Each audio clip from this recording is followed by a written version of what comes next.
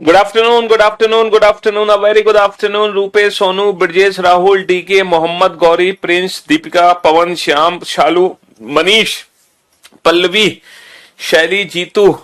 क्या हाल है भाई आप सभी के? बढ़िया, फर्स्ट क्लास, शानदार, जानदार, एकदम झगास है।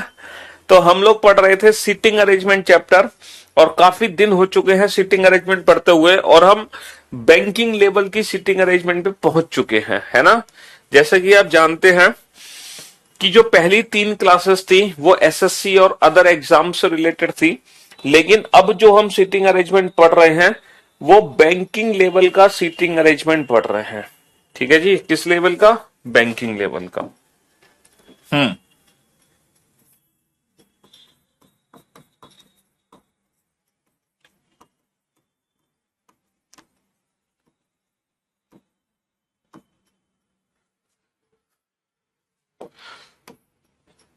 तो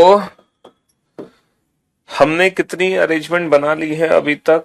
अगर हम बात करें टोटल अरेंजमेंट की, एक बार हम चेक कर लेते हैं।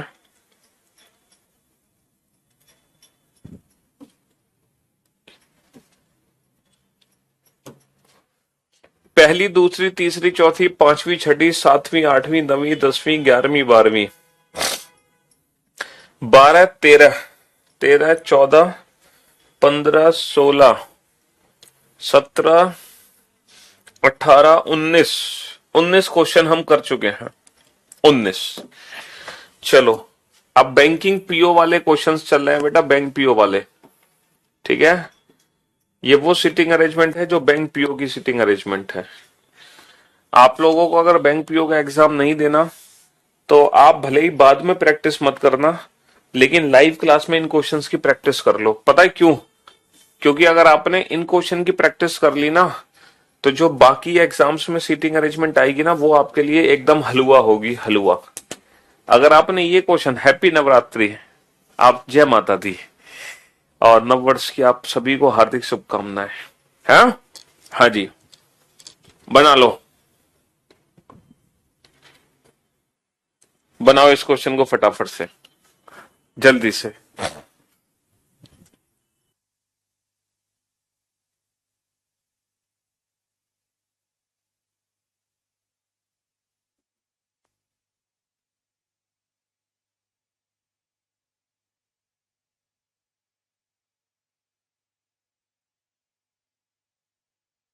चाहे 5 मिनट लगे, चाहे 6 मिनट लगे, बनाना जरूर।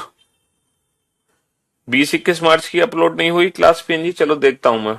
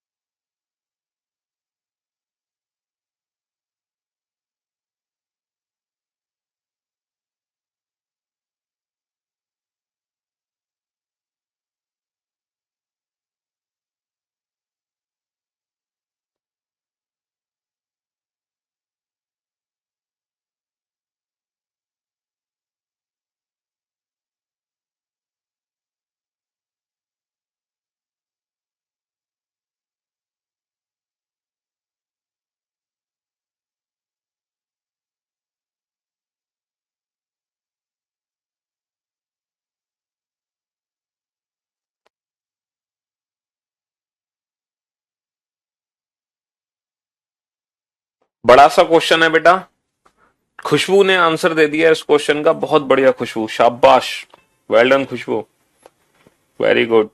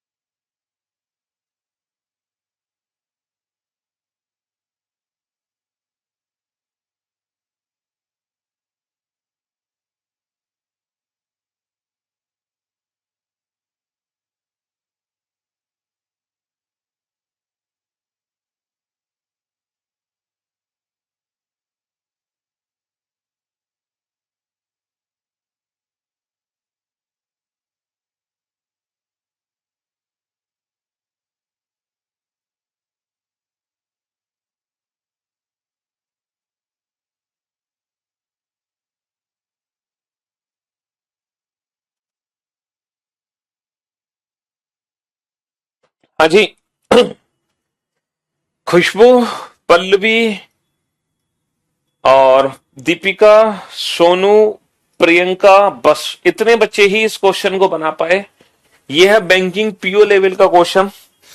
भले ही आपको बैंक पीओ का एग्जाम ना देना हो, देखो जिन बच्चों को देना है उनको तो इन क्वेश्चंस की प्रैक्टिस करनी है, और एक ही क्वेश्चन को अपने घर पे कम से कम 5 बार सॉल्व करना है, 5 बार। लेकिन जिन बच्चों को बैंक पीओ का एग्जाम नहीं देना, वो इस क्वेश्चन को एटलीस्ट लाइव क्लास में प्रैक्टिस कर लें। भले ही बाद में आप इस क्वेश्चन की दोबारा प्रैक्टिस मत करना, लेकिन लाइव क्लास में प्रैक्टिस कर लो, ठीक है। हाँ जी। अब आप लोग ध्यान से सुनना, इस क्वेश्चन को हम कैसे बनाएंगे, थोड़ा सा साइड में कर देते हैं।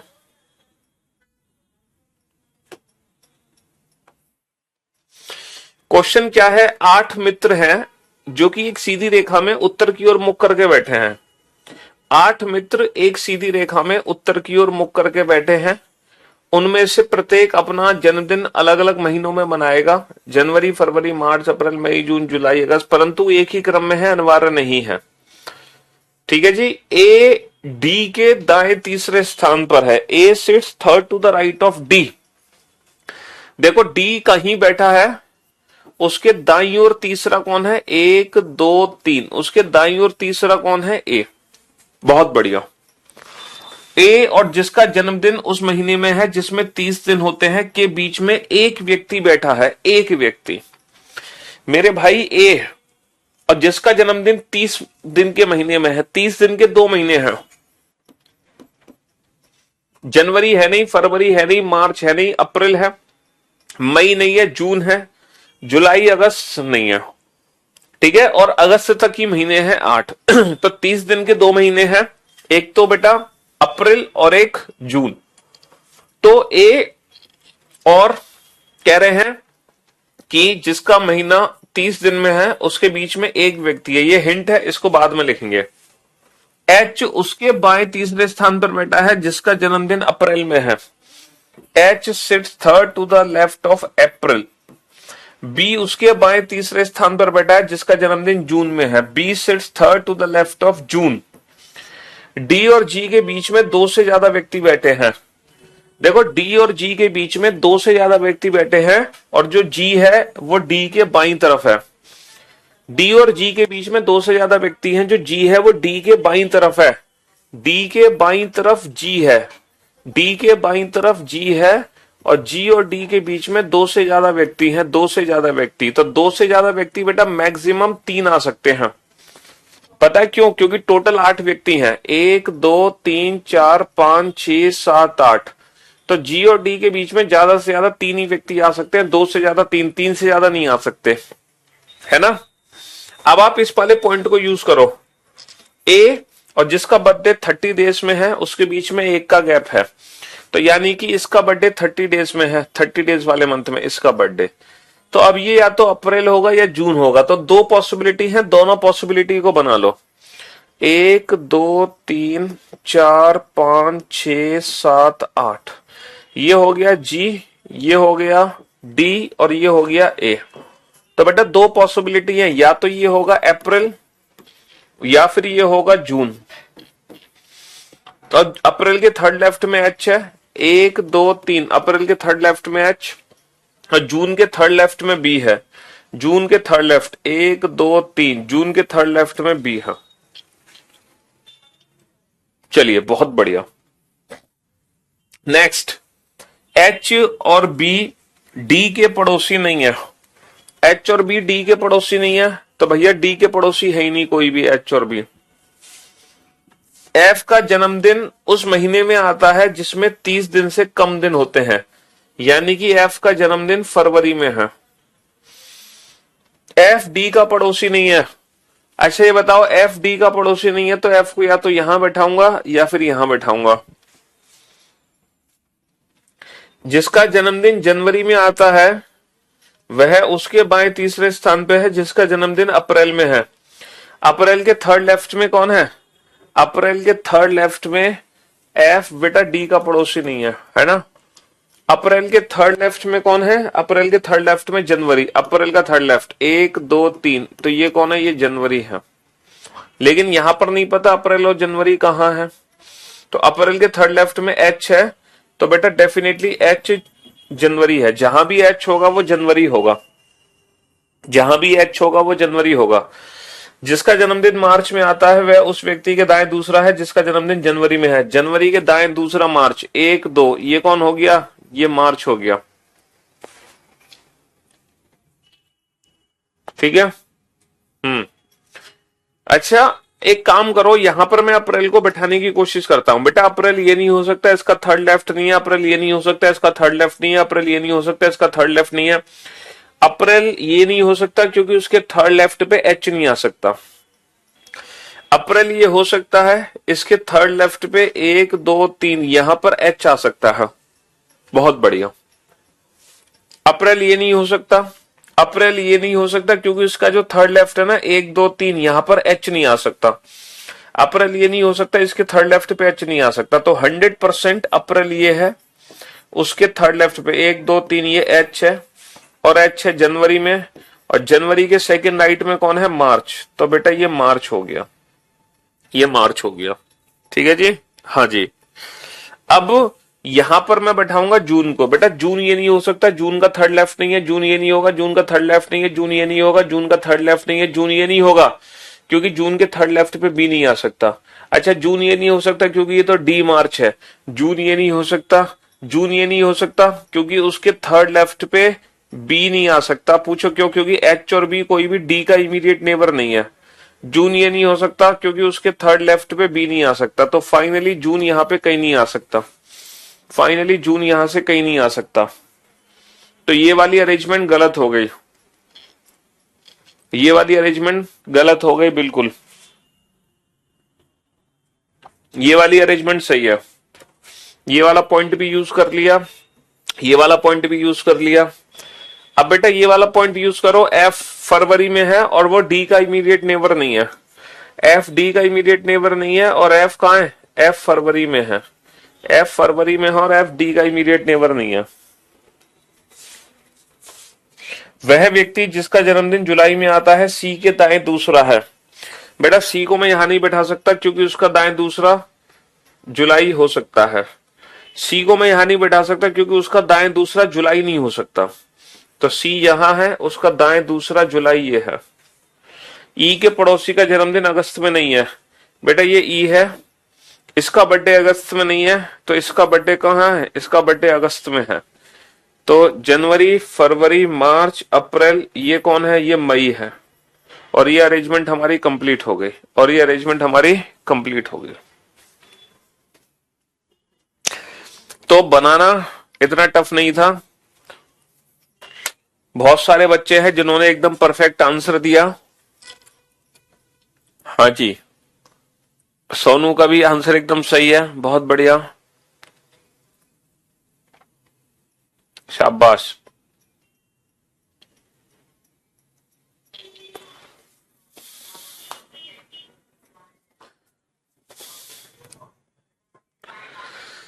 सर ए के राइट साइड में नहीं लेंगे।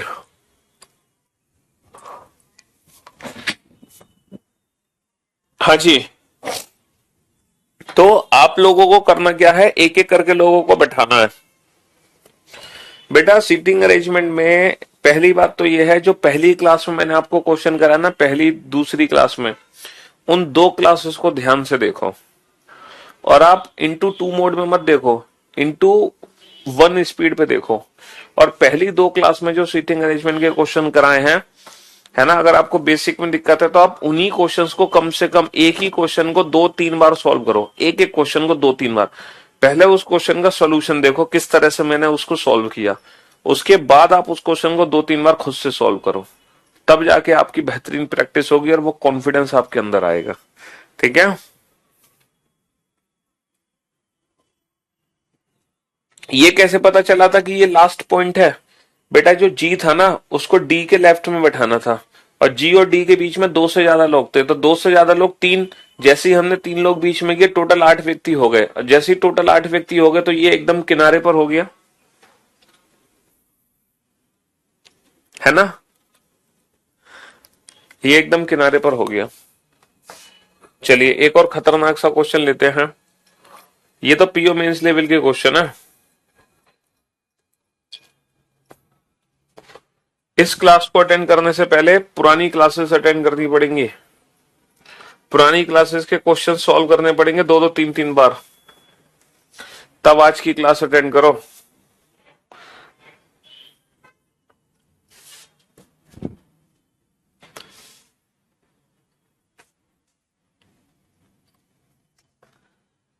बनाओ फटाफट से इस क्वेश्चन को।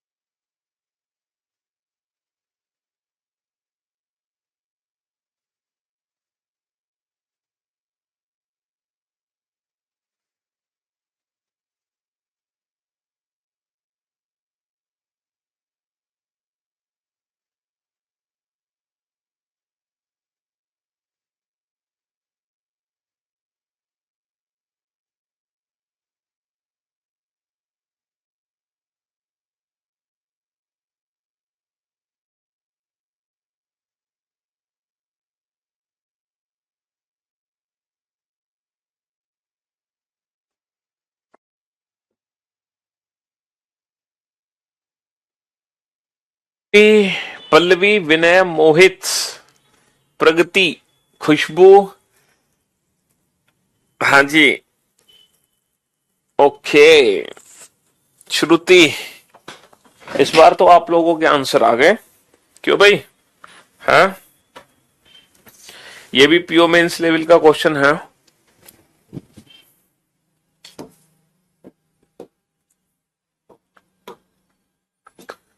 अब बोर्ड पे ध्यान से देखना।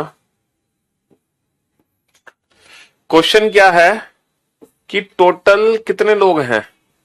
टोटल 8 लोग हैं जो कि एक सीधी रेखा में बैठे हैं, लेकिन जरूरी नहीं है कि इसी क्रम में है। इनमें से कुछ का मुख दक्षिण की ओर है, किसी का मुख उत्तर की ओर है।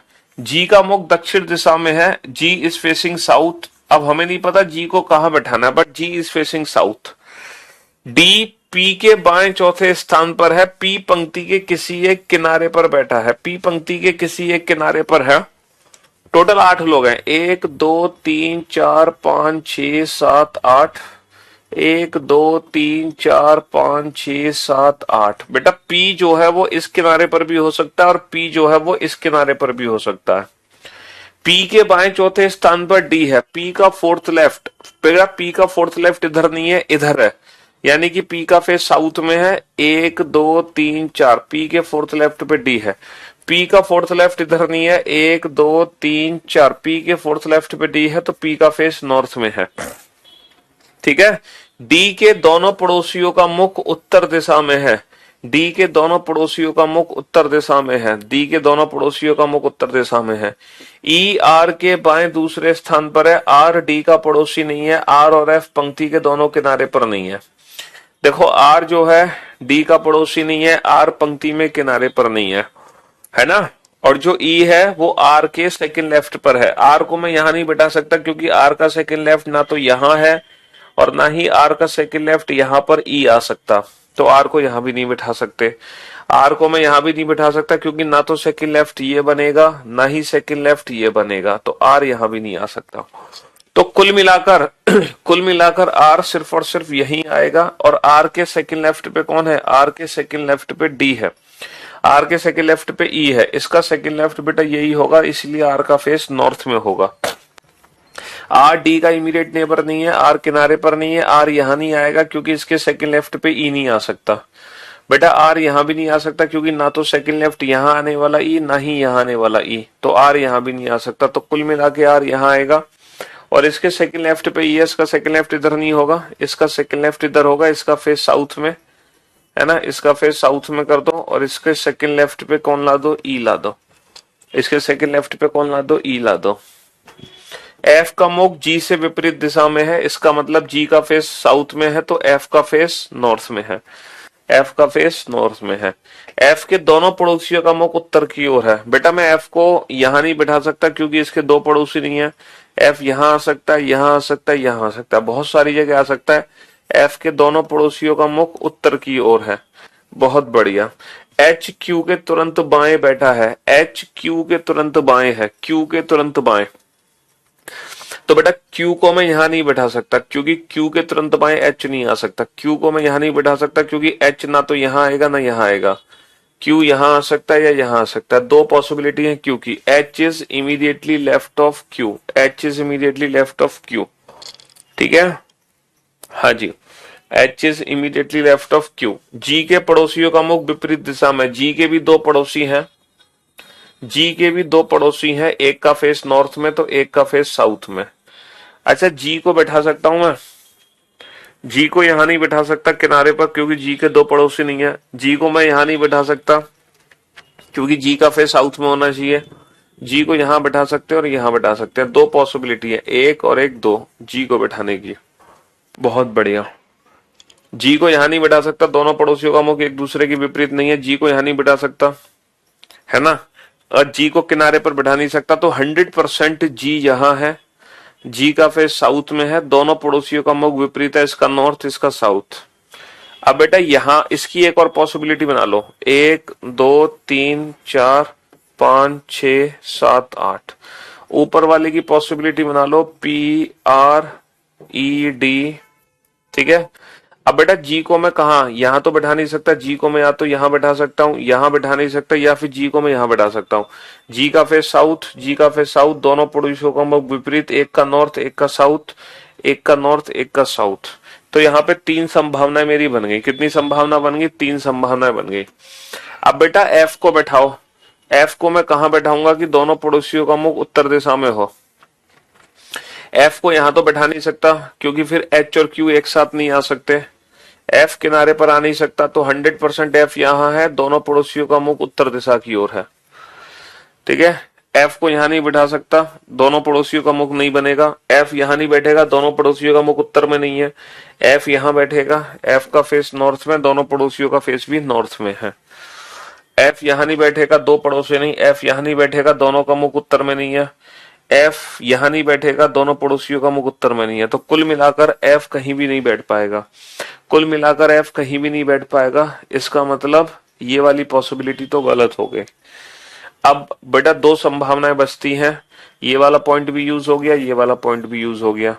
क्यू के इमीडिएटली लेफ्ट में एच है, क्यू को मैं यहां नहीं बैठा सकता, इसके इमीडिएटली लेफ्ट में एच नहीं आ सकता। क्यू यहां है, इसके इमीडिएटली लेफ्ट में कौन है? एच है ना। क्यू को मैं यहां नहीं बैठा सकता, इसके इमीडिएटली लेफ्ट में एच नहीं आ सकता। क्यू को मैं यहां नहीं बैठा सकता, इसके इमीडिएटली लेफ्ट में एच नहीं आ सकता। तो ये वाली पॉसिबिलिटी भी गलत हो गई और ये वाली अरेंजमेंट हमारी सही हो गई, पहली अरेंजमेंट। अब आप देखो किस किस बच्चे ने पहली अरेंजमेंट बनाई है ना। ये इंफॉर्मेशन हमें पढ़ने की ही जरूरत नहीं पड़ी, ये इंफॉर्मेशन हमें पढ़ने की ही जरूरत नहीं पड़ी। बिना इस इंफॉर्मेशन के पढ़े हमने क्वेश्चन बना दिया।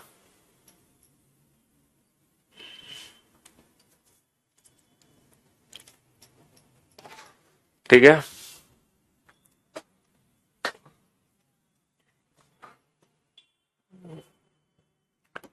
तो ये मेंस लेवल के क्वेश्चन है, खतरनाक वाले।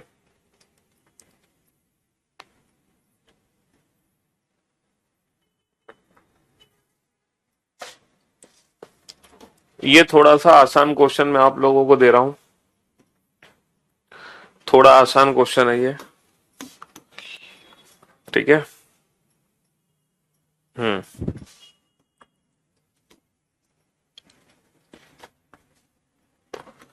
ये थोड़ा आसान सा क्वेश्चन आपके सामने है, बनाओ इस क्वेश्चन को। है, हाँ जी।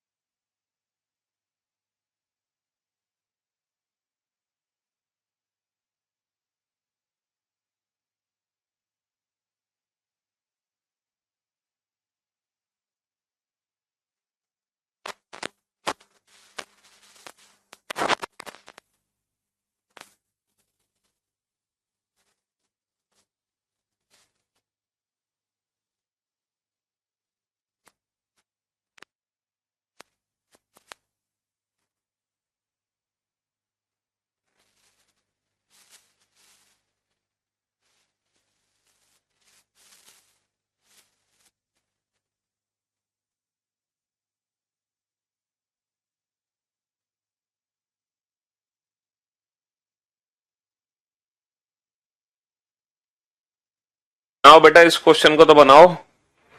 लो, सोनू ने तो बना भी दिया, बहुत बढ़िया।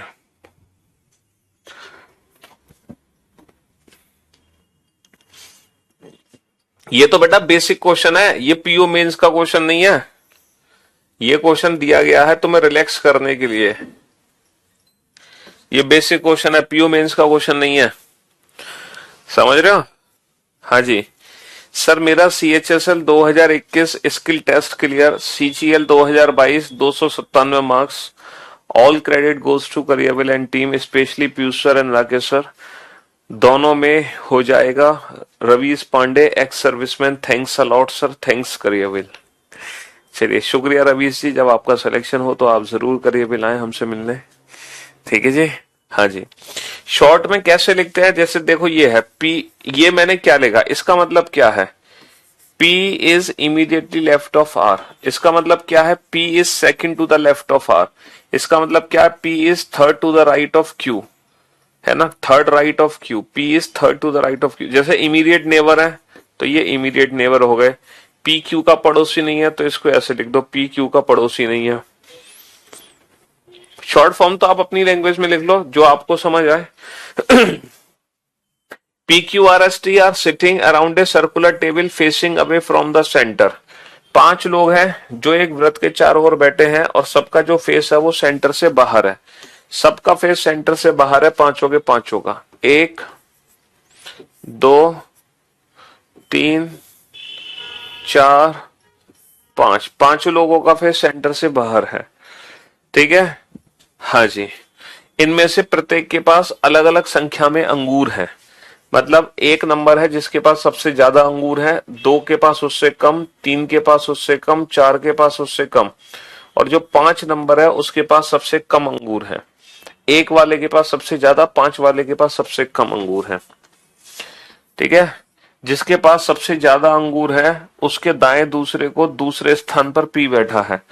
देखो, जिसके पास सबसे ज्यादा अंगूर है यानी कि नंबर 1 के पास सबसे ज्यादा अंगूर है, और इसके सेकंड राइट पे कौन है, इसके सेकंड राइट पे पी है, इसका दाया दूसरा, इसका फेस बाहर, इसका राइट किधर होगा, 1 2, इसके सेकंड राइट पे कौन है, इसके सेकंड राइट पे पी बैठा है जिसके पास सबसे ज्यादा अंगूर है। टी के पास क्यू और एस से ज्यादा अंगूर है। टी के पास बेटा, टी जो है वो क्यू और एस से ज्यादा अंगूर रखता है, यानी कि टी क्यू और एस से ऊपर है, लेकिन उसके पास सबसे ज्यादा अंगूर नहीं है। लेकिन जो टी है ना वो नंबर 1 नहीं हो सकता, टी नंबर 1 नहीं हो सकता। टी क्यू और एस से तो ऊपर है लेकिन नंबर 1 नहीं हो सकता, ठीक है। जिसके पास सबसे कम अंगूर है वह पी के तुरंत दाएं है। बेटा पी का इमीडिएट राइट, पी का इमीडिएट राइट किधर होगा, फेस बाहर है तो पी का दाएं इधर होगा, और पी के इमीडिएट राइट पे वो है जिसके पास सबसे कम अंगूर है, सबसे कम अंगूर यानी कि नंबर 5, और जो कि क्यू के अगले स्थान पर नहीं है, और जो पी है ना वो क्यू के अगले स्थान पर नहीं है। The one who has the least number of graves sit on the immediate right of P, है ना, P who is not next to Q.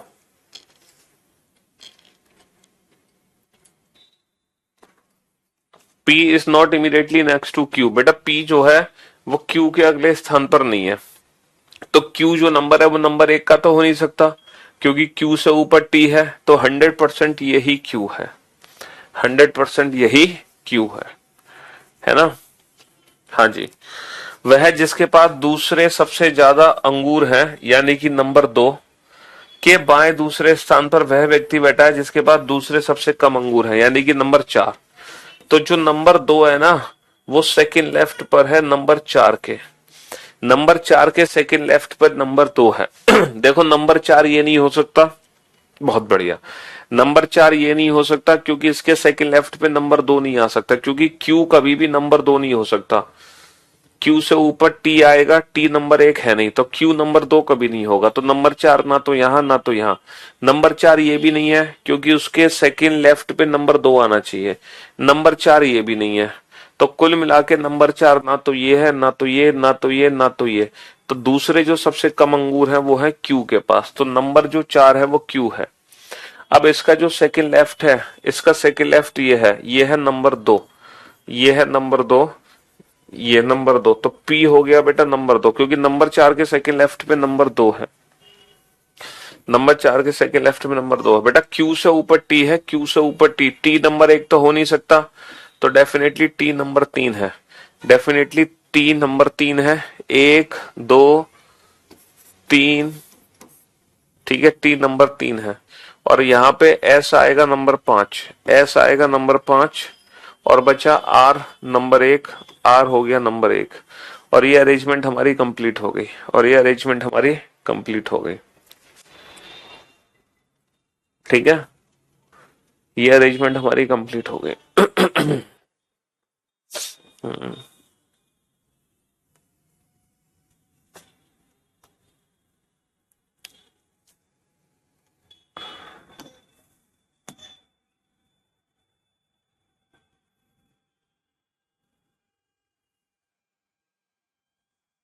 चलिए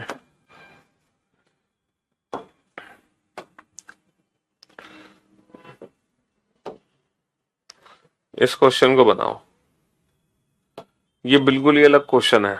ऐसा क्वेश्चन अभी तक आपने देखा ही नहीं। ये बिल्कुल ही अलग क्वेश्चन है। ऐसा क्वेश्चन आपने देखा ही नहीं, पहली बार आप इस क्वेश्चन को देख रहे हो, पहली बार। हाँ जी, बनाओ। ये बिल्कुल ही डिफरेंट है।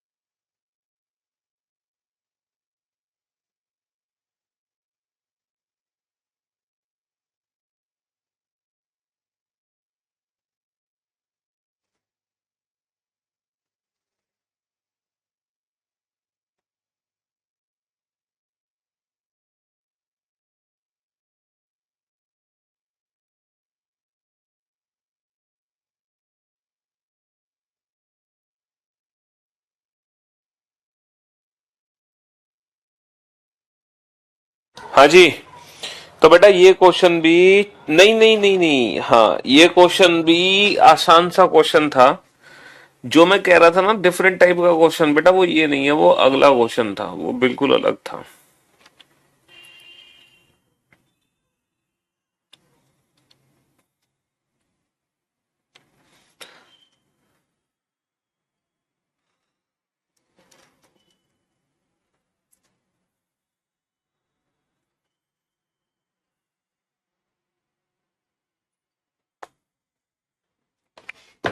हाँ जी, ये भी क्वेश्चन आप बना लोगे, लेकिन जो इसके अगला क्वेश्चन है ना, वो ऐसा क्वेश्चन है जो आपने कभी नहीं देखा होगा। ये भी क्वेश्चन शायद आपने बना ही लिया होगा। ABCDEFGH, एक ही घर के दो अलग अलग कमरों में, एक ही घर के एक ही घर के दो अलग अलग कमरों में बैठे हैं, एक ही घर के दो अलग अलग कमरों में बैठे हैं। और हालांकि ये भी थोड़ा डिफरेंट ही क्वेश्चन है, ऐसा क्वेश्चन भी आपने नहीं देखा है। एक ही घर के दो अलग अलग कमरों में बैठे हैं, ठीक है जी, एक ही घर के दो अलग अलग कमरों में बैठे हैं। ABCDEFGH, एक ही घर के दो अलग अलग कमरों में दो गोलाकार मेज के चारों ओर बैठे हैं। एक कमरे के चारों व्यक्ति केंद्र की ओर मुख करके बैठे हैं, जबकि दूसरे कमरे के चार व्यक्ति केंद्र से विपरीत दिशा में मुख करके बैठे हैं। दोनों मेजों को एक दीवार के पास रखा गया है, एक दीवार के पास रखा गया है दोनों मेजों को।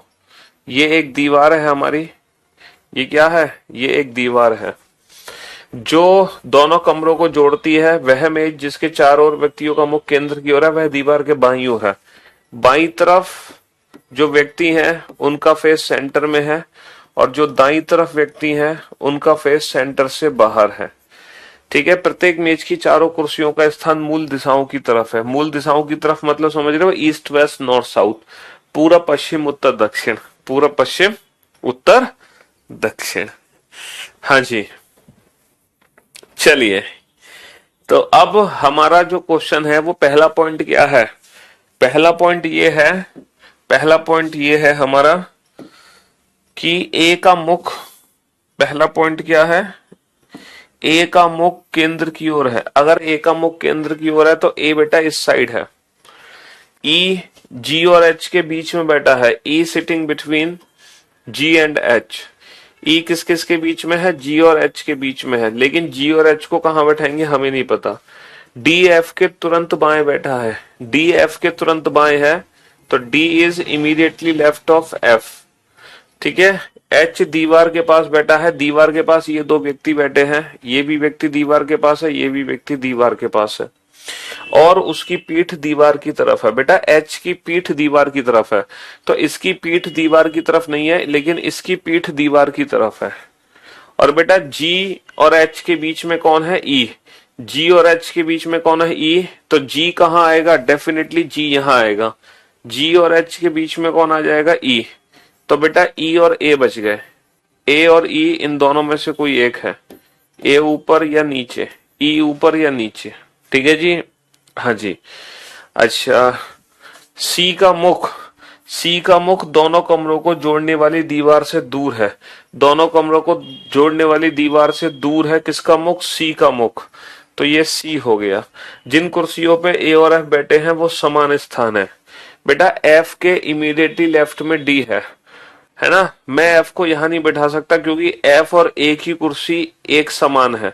एफ और ए की कुर्सी की डायरेक्शन से मतलब, डायरेक्शन का मतलब जो स्थान एफ का है वही स्थान ए का होना चाहिए, तो एफ यहां नहीं आ सकता। अगर एफ यहां है तो एफ के इमीडिएटली लेफ्ट में डी आ जाएगा, बहुत बढ़िया। लेकिन अगर एफ यहां है तो एफ के इमीडिएटली लेफ्ट में डी नहीं आ सकता। तो बेटा एफ यहां नहीं आ सकता, एफ के इमीडिएटली लेफ्ट में डी नहीं है। एफ यहां नहीं आ सकता क्योंकि फिर एफ और ए सेम पोजीशन होनी चाहिए, तो 100% एफ यहां है, एफ के इमीडिएटली लेफ्ट में डी, और एफ और ए की पोजीशन सेम होनी चाहिए। बस अब जो पर्सन बच गए उनको बैठा दो। यहां पर कौन बच गया बैठने के लिए, ई, और यहां पर कौन बच गया बैठने के लिए, बी, और ये अरेंजमेंट हमारी कंप्लीट हो गई, और ये अरेंजमेंट हमारी कंप्लीट हो गई, ठीक है। हाँ जी।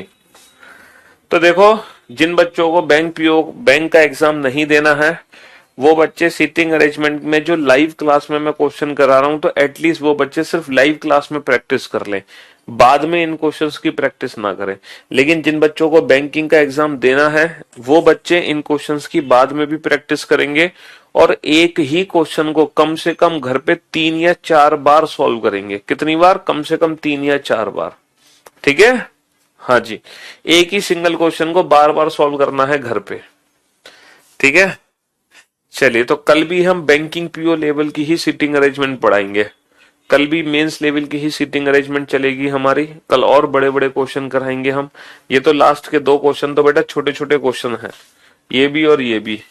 हालांकि जो मेंस लेवल है वो हमारा ये लेवल है, ये मेंस का क्वेश्चन है, ये वाला मेंस का क्वेश्चन है ना। और इससे पहले जो क्वेश्चन कराया था जिसमें हमने सिक्कों का डिस्ट्रीब्यूशन किया था, कल की क्लास का जो लास्ट क्वेश्चन था वो भी मेंस का क्वेश्चन था। ठीक है, चलिए, तो आज के लिए सिर्फ इतना ही रखते हैं। मुलाकात करते हैं कल आप लोगों से। Till then goodbye, love you all, शुक्रिया।